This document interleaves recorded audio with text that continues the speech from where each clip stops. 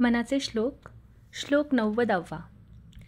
नये रामवाणी तया थोर हाणी, जनी व्यर्थ प्राणी तया नाम कोणी. हरी नाम हे वेदशास्त्री पुराणी, बहु आगळे बोलली व्यासवाणी. या श्लोकात समर्थ म्हणतात, नये रामवाणी तया थोर हाणी, जनी व्यर्थ प्राणी तया नाम कोणी. याचा अर्थ, ज्याच्या तोंडातून रामाचे नाम निघत नाही त्याचं आयुष्य व्यर्थ आहे. त्याच्यावर मोठी हानी होते, म्हणजे त्याचे नुकसान होते, कारण त्याने त्या मनुष्य जन्माचे खरे स्वरूप समजून घेतलेलेच नाही. जन्म घेऊन जर भगवंताचे नाम उच्चारले नाही तर तो जन्म निष्फळ म्हणजे व्यर्थ आहे.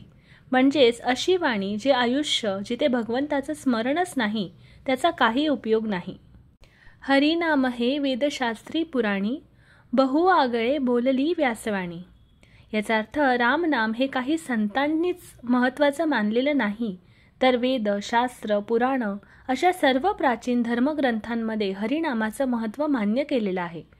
महर्षी व्यास ज्यांनी वेदांचे संकलन केले, ज्यांनी महाभारत आणि अनेक पुराणे लिहिली, त्यांनीही हरिनामाचे खूप विशेष महत्त्व आपल्या वाणीतून किंवा लेखणीतून सांगितले आहे.